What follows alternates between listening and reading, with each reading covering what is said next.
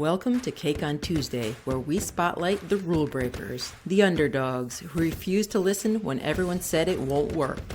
I'm Elizabeth Bieniek, and for the next 20 minutes, we're diving into another disruptive innovation story that proves sometimes the craziest ideas change everything. Today's guest is Andrew Horn, a three-time entrepreneur and executive coach. Andrew is the former CEO and co-founder of Tribute, an Inc. 500 company with more than 7 million users. He now works with founders and CEOs, helping them build low-drama, high-performance teams. A speaker, writer, and expert facilitator, Andrew has been described by Forbes as Dale Carnegie for the digital age. Andrew, welcome to the show, and thank you for joining me for Cake. Thanks for having me, Elizabeth. Grateful to be here. I'm ready to dive in here. My first question I want to ask. So you've built a few companies now in different spaces, but I'm noticing a recurring theme around community-driven experiences. Can you please tell us what is that recurring thread through all your endeavors and what sets your soul on fire about it?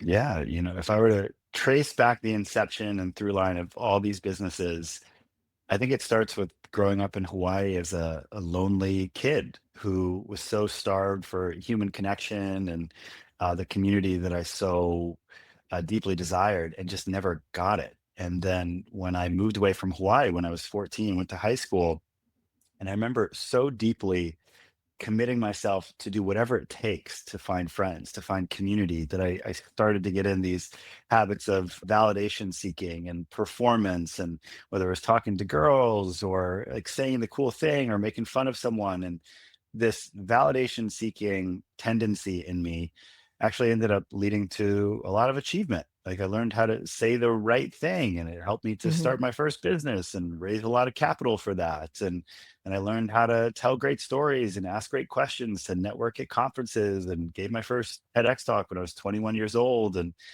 I did that. And as I started to cultivate achievement in the external world, it was raising capital for companies. I found my wife and got married when I was 24 and had a family.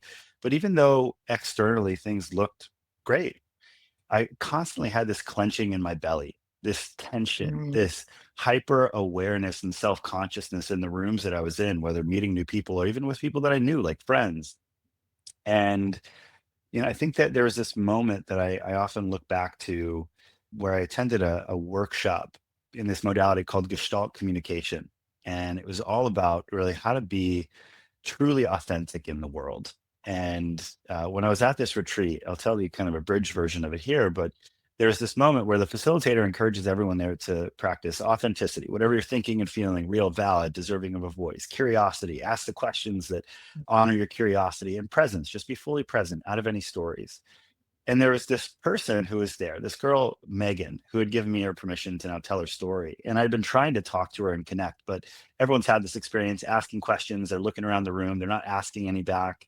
And so I get in my head of, oh, she's not that into me. I'm making this weird. And so I start to withdraw. And then there's this first break at this retreat where she's walking over to me. And I was like, all right, authenticity, whatever you're thinking and feeling is real, and just express it. So I look at Megan and I say, hey, Megan, I love what you've built, and I just wanted to share something if you have a minute. And she's like, yeah, sure. She's like, I just want to let you know that everything that you're doing, I think, is so cool. And I've been trying to connect with you, but I haven't really felt you reciprocating or really interested in getting Yeah. to know me. And it's all good, but I just want to let you know that I'm going to stop. And she pauses for about 10 seconds, and then she just bursts out crying. And my head is, I'm like, oh, this authenticity stuff What is did I do? bullshit. What did I do here? But then she opens up. She says that she doesn't know how she's going to make payroll for the next cycle. She doesn't like, she thinks that her boyfriend and her are going through this really tough chapter. And she says, Mm. Andrew, I don't want to be here at all. And then I have what I call like my Neo in the Matrix moment, when at the first end of like the first Matrix, Neo kind of like sees Agent Smith and the bullets are coming at him, and he's just like, stop. And he sees the nature of his reality. And I realized that all this insecurity, all this tension that I was holding on to all the time was not because of anything that people were saying to me or explicit rejection that I was experiencing, but it was because of all these stories that I carried about how other people perceive me, what was okay to share and not share. Mm. And what I had perfected was essentially the performance of Andrew, the version of me that I thought was palatable to the types of people that I wanted to connect with and work with. And I had mastered saying the right thing rather than just mastering the art of being real. And I remember that there was this moment where I walked into the room and the facilitator says, like, hey, does anyone here want to share anything that's coming up for them? And Megan shares exactly what she shared with me. And the facilitator said, great.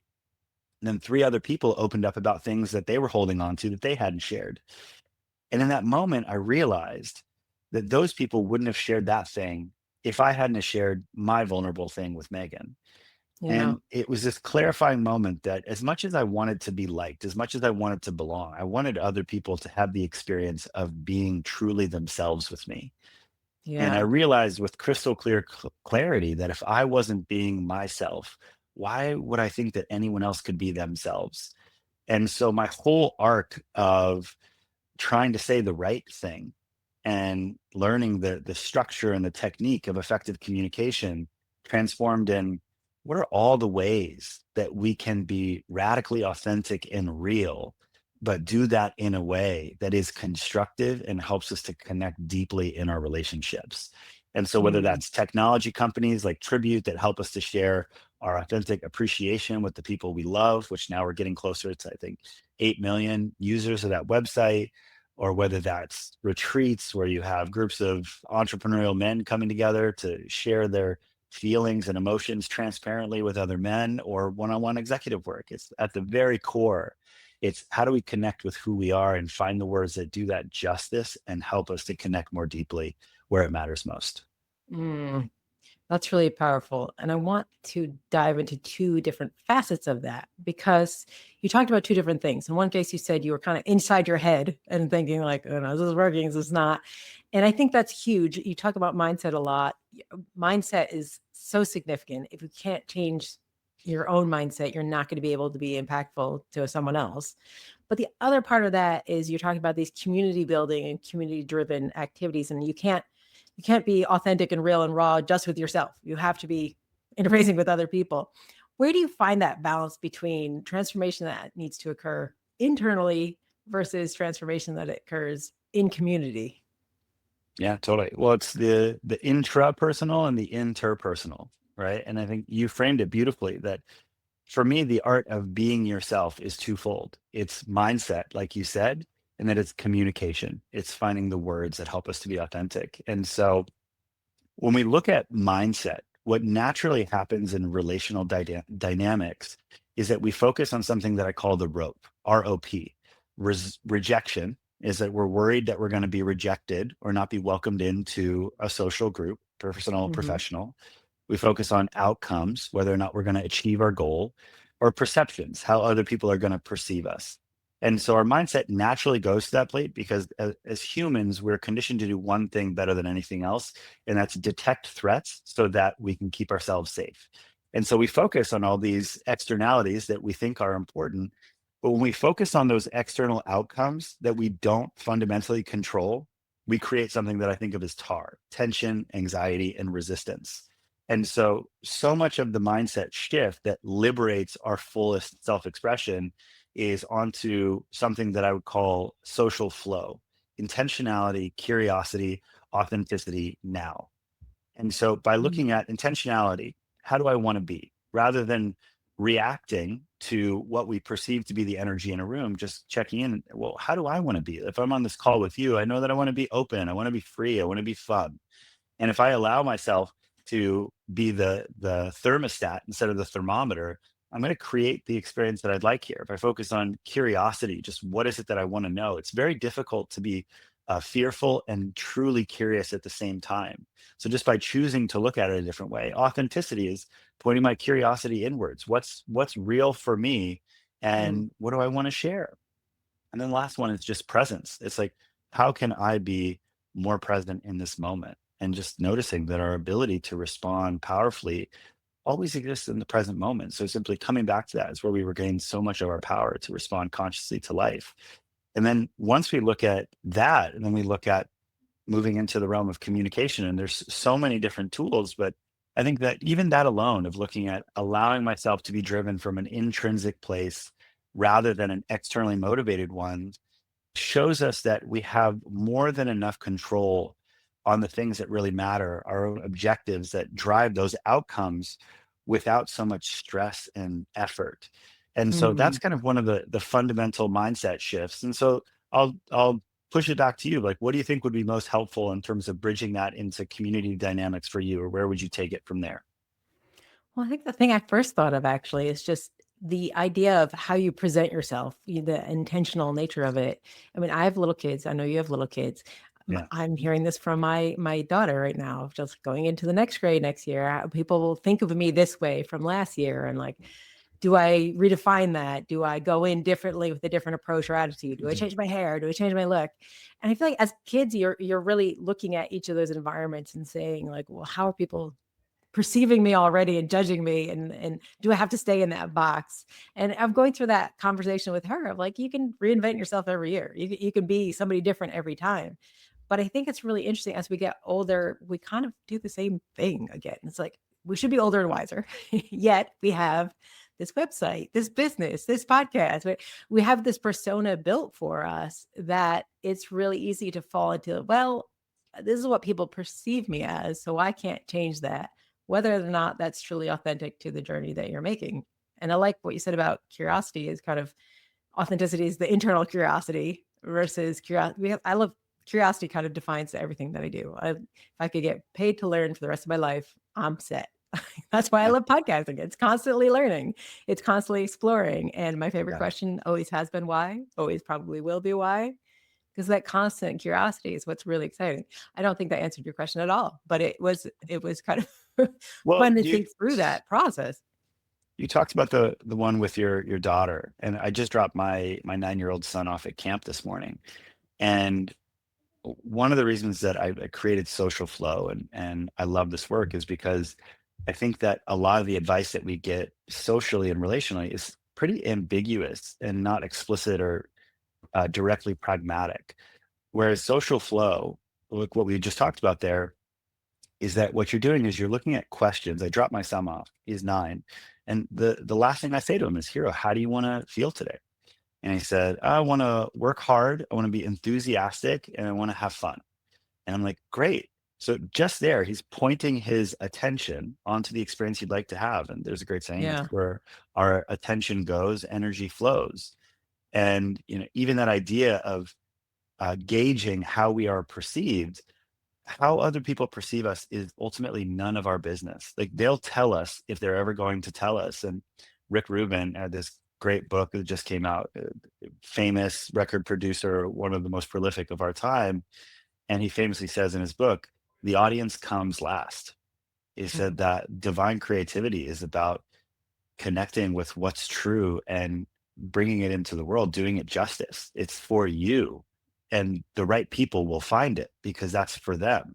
But it's not because you're creating it for them. It's because you're connected to something that is deeply true for you, and you're disconnected from how they're going to receive it. I think that that's where we start to source a lot of this innate confidence, is realizing that there is not a right thing to say, and we're not trying to get everyone to like us. That the objective is, how do I connect to the truth of me and find the words that do that justice and find the courage to share that, because I can see that in doing that, I'm creating space for everyone around me to do that very thing, which is Mm, an act of service, right? And that's the yeah. framing that liberated it for me, where it was so hard to be authentic. And I had all these insecurities and all these other things. But then I was like, well, maybe everyone else has that as well. And the more that I started to just trust what was naturally interesting to me, I allowed my energy to go where it naturally wanted to go. And I became more aware of what that was.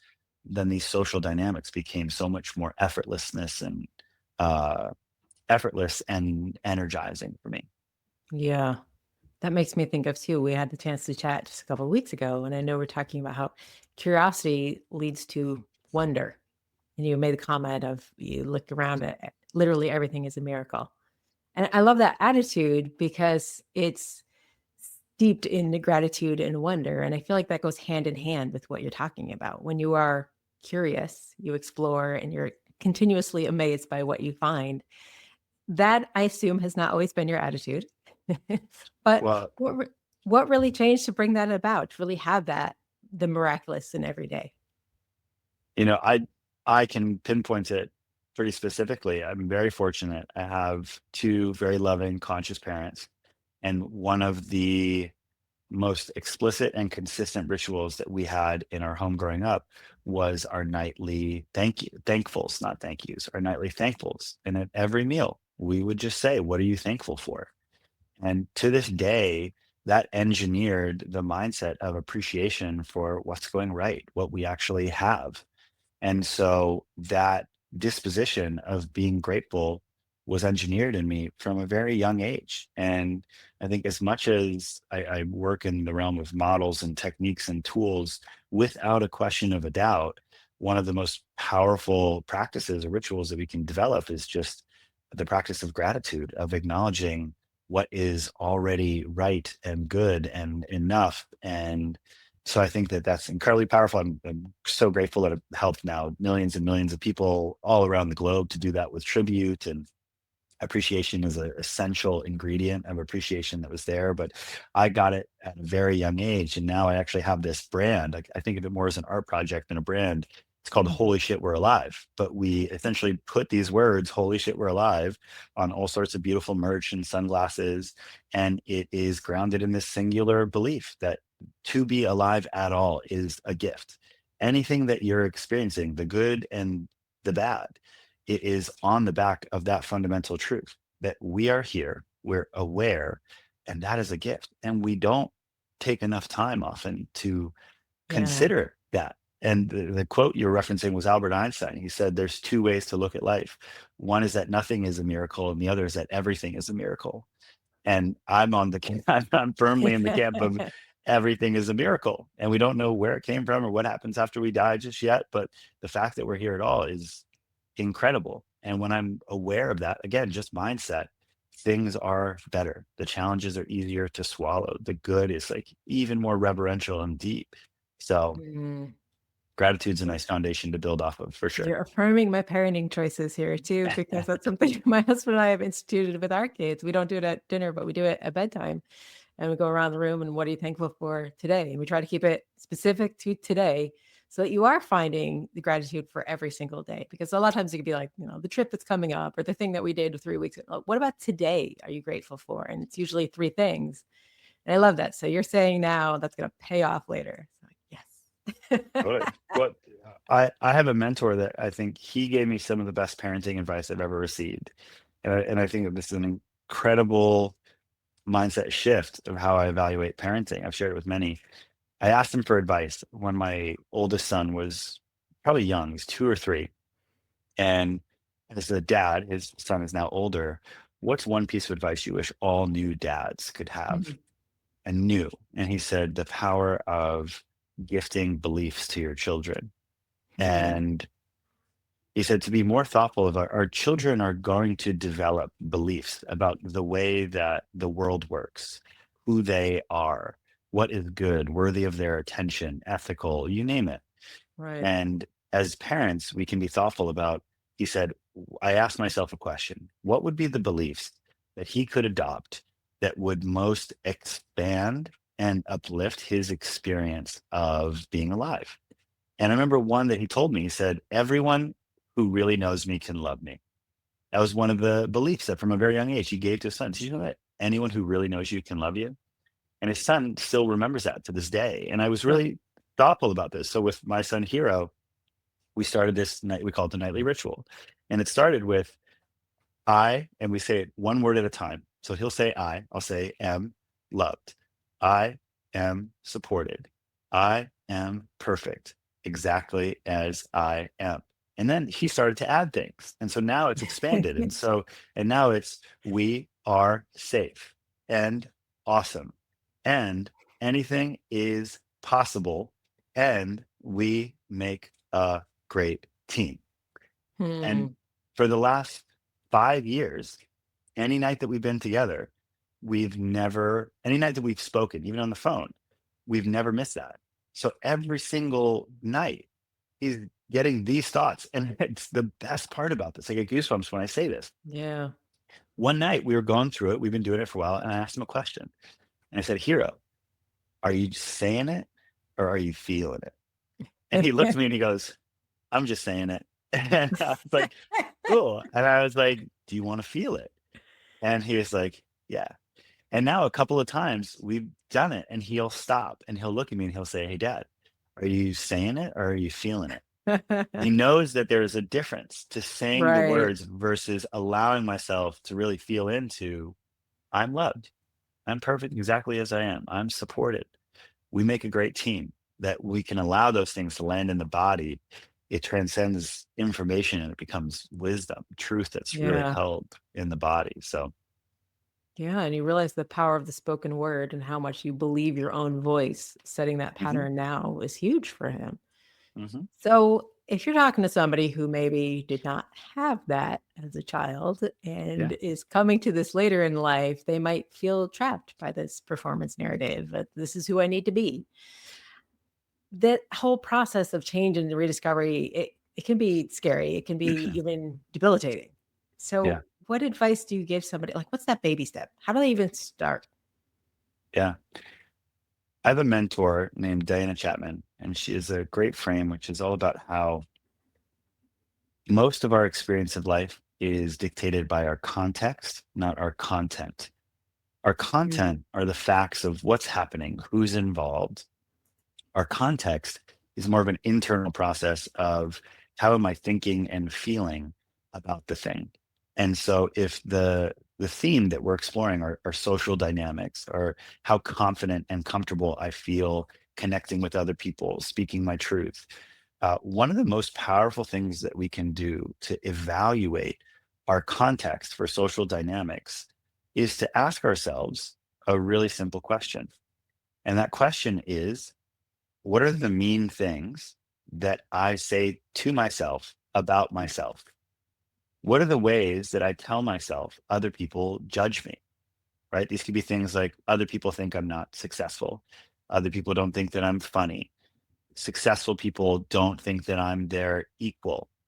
Other limiting beliefs that you might have about yourself. It's just allowing yourself to be in the curiosity of what are the stories that I tell myself about how other people relate to me.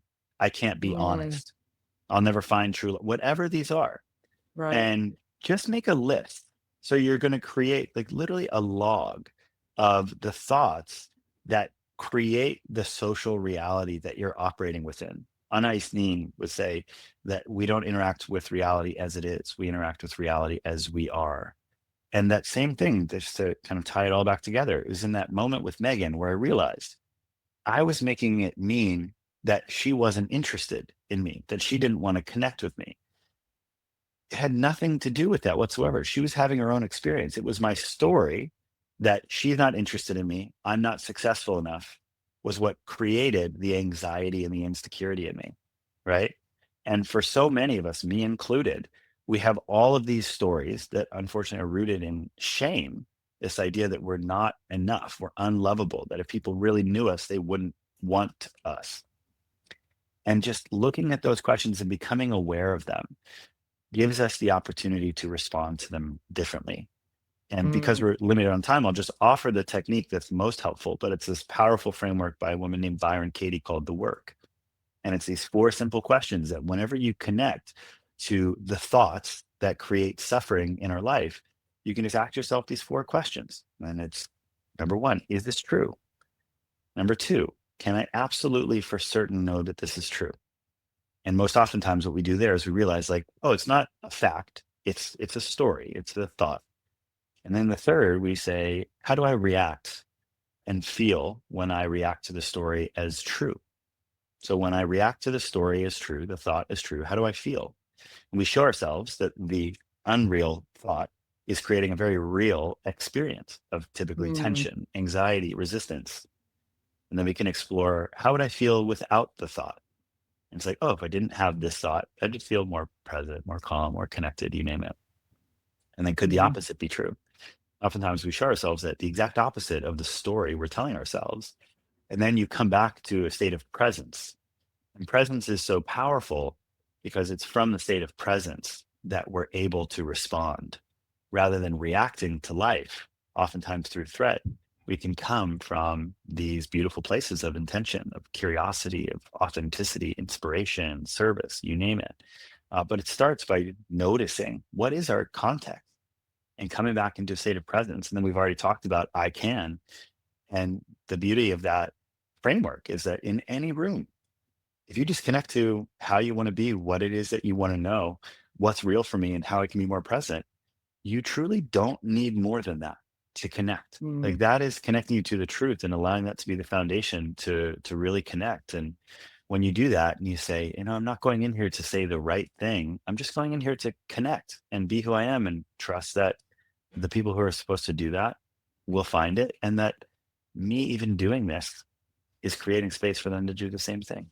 So that would be a little bit of a way to step onto this path of authenticity with objectivity and positive intent and kind of being a lighthouse for other people to do the same thing. Love the breakdown. Andrew, it's always a pleasure to talk to you. If people want to follow you, find more about your work with you, where can they find you? Yeah, the easiest place is it's andrewhorn.com. That's up on the screen right now. So that houses all my work. We do a number of retreats, probably 6 to 7 every single year.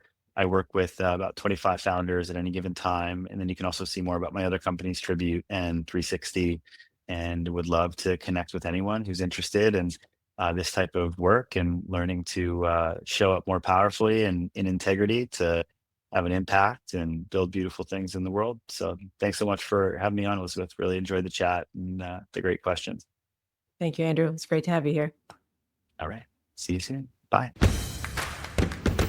Thanks for joining another Cake on Tuesday celebration of beautiful disruption. Please share it, review it, and find more innovative stories at podcast.cakeontuesday.com. I'm Elizabeth Bienyik. Be bold, stay curious. Now go have some cake.